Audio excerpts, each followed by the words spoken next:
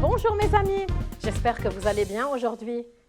Qu'est-ce que vous mangez au petit déjeuner?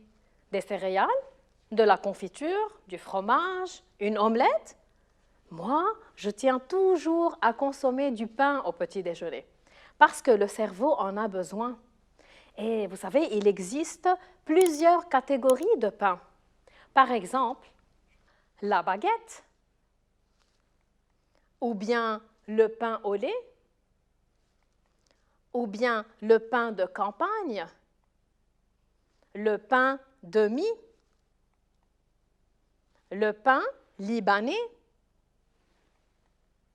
le pain multicéréales, le pain aux olives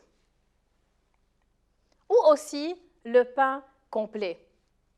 Savez-vous qu'il faut privilégier les pains riches en fibres, comme par exemple le pain complet et le pain multicéréales, parce que la digestion de ces pains est meilleure et elle nous apporte de l'énergie progressivement. Comment on appelle la personne qui prépare et qui vend le pain? Vous savez? Le boulanger. Alors, suivez cet épisode, il est appétissant.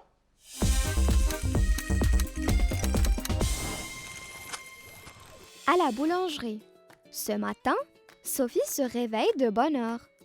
Elle se brosse les dents, se lave le visage, se peigne les cheveux et s'habille, puis va dans la cuisine pour prendre son petit déjeuner.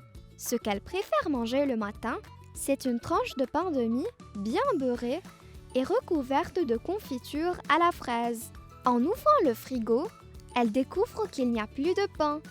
Elle demande alors à sa maman d'aller lui en acheter. Veux-tu m'accompagner chez Cédric le boulanger? Je lui demanderai de te montrer comment on prépare le pain. Sophie saute de joie parce qu'elle rêvait effectivement du jour où on lui montrerait comment préparer ce pain si délicieux. À la boulangerie, le boulanger lui demande de l'accompagner dans son atelier de travail. En premier lieu, il met de la farine, de l'eau, du sel et de la levure dans son pétrin. C'est une sorte de grand robot qui pétrit le tout. Il obtient alors une grosse boule de pâte. En deuxième lieu, il dépose la pâte dans un saladier pour qu'elle se repose et gonfle. Ensuite, après avoir partagé la pâte en petites boules, il la façonne pour lui donner la forme qu'il veut. Puis, il met le pain dans le four pour une vingtaine de minutes. Finalement, quand le pain est bien cuit, il le sort du four. Il fait très attention car le pain chaud est fragile et parce que le four est brûlant. De retour à la maison, Sophie savoure son pain de mie en décrivant à son frère les étapes de sa préparation. La visite à la boulangerie a-t-elle plu à Sophie? Oui, elle en rêvait depuis longtemps. De plus, au retour, elle raconte à son frère ce qu'elle a vu. Alors, lisons maintenant l'histoire ensemble. À la boulangerie.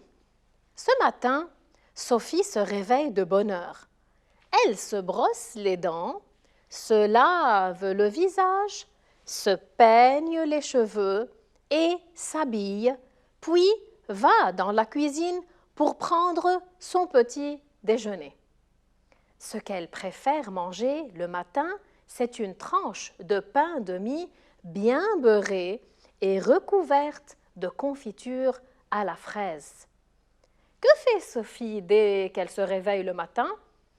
Elle se brosse les dents, elle se lave le visage très bien, puis se peigne les cheveux, s'habille et va prendre son petit déjeuner. Qu'est-ce que vous remarquez? La plupart des verbes sont des verbes pronominaux, comme se réveille, se lave, se peigne, s'habille. Très bien. Attention, on dit « je me réveille », tu te brosses les dents, il se lave le visage. On dit « nous nous habillons ». Très bien. Et quel est son petit déjeuner qu'elle préfère? Le pain de mie avec du beurre et de la confiture. Très bien. Maintenant, on va voir ce qui s'est passé. En ouvrant le frigo, elle découvre qu'il n'y a plus de pain. Elle demande alors à sa maman d'aller lui en acheter. « Veux-tu m'accompagner chez Cédric, le boulanger? Je lui demanderai de te montrer comment on prépare le pain. » Sophie saute de joie parce qu'elle rêvait effectivement du jour où on lui montrerait comment préparer ce pain si délicieux. Pourquoi Sophie alors est-elle déçue quand elle ouvre le frigo? Parce qu'elle découvre qu'il n'y a plus de pain de mie. Alors, à qui elle demande d'aller lui en acheter? À sa maman, très bien. Et que propose sa maman? De l'accompagner chez le boulanger et d'en profiter pour voir comment il prépare le pain. À qui la maman demandera-t-elle de préparer du pain devant Sophie? Au boulanger. Au boulanger. Comment au boulanger est-il exprimé dans le texte? Lui. Très bien. Remarquez avec moi, quand on dit « elle demande alors à sa maman d'aller lui en acheter ». Je lui demanderai de te montrer comment on prépare le pain. À sa maman et lui, remarquez, on les appelle des compléments d'objets indirects, des COI, parce qu'on les trouve en posant la question « à qui ?» À quoi? Après le verbe. Maintenant, je vais vous donner d'autres exemples. Sophie écrit une lettre à sa cousine. Elle écrit une lettre à qui? À sa cousine. Tu offres des fleurs à ta maman. Tu offres des fleurs à qui? À ta maman. Il pense aux vacances. Il pense à quoi? Aux vacances. Je parle de mon voyage. Je parle de quoi? De mon voyage. Je lui parle. Je parle à qui? Elle leur téléphone. Elle téléphone à qui? Donc, ce sont des compléments d'objets indirects. Maintenant, on continue l'histoire. À la boulangerie, le boulanger lui demande de l'accompagner dans son atelier de travail. En premier lieu, il met de la farine, de l'eau, du sel et de la levure dans son pétrin. C'est une sorte de grand robot qui pétrit le tout. Il obtient alors une grosse boule de pâte. En deuxième lieu, il dépose la pâte dans un saladier pour qu'elle repose et gonfle.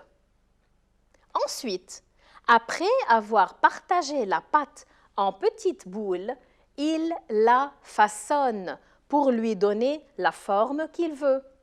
Puis, il met le pain dans le four pour une vingtaine de minutes. Finalement, quand le pain est bien cuit, il le sort du four. Il fait très attention car le pain chaud est fragile et parce que le four est brûlant. De retour à la maison, Sophie savoure son pain de mie en décrivant à son frère les étapes de sa préparation. Où le boulanger prépare-t-il le pain? Dans son atelier, dans la cuisine de la boulangerie. Non pas là où les clients viennent pour acheter le pain. Remarquez avec moi les étapes de la préparation du pain. Tout d'abord, 1. Il mélange les ingrédients et pétrit la pâte dans un robot. 2. Il laisse la pâte se reposer. 3. Il la répartit en boules et lui donne la forme qu'il veut. 4. Il cuit le pain au four. Et 5. Il le retire attentivement du four. Les étapes sont-elles rapportées par ordre? Oui, bien sûr. Quels sont les mots qui permettent de suivre cet ordre? On a en premier lieu, en deuxième lieu, ensuite, puis et finalement. Parfait. Que peut-on utiliser au lieu de en premier lieu? On peut dire tout d'abord. Et au lieu de dire finalement, on peut dire enfin, ou bien à la fin, ou bien pour finir, Finalement, n'oubliez pas qu'il faut consommer du pain au petit déjeuner. Et bon appétit! J'espère vous revoir la fois prochaine et je vous dis au revoir!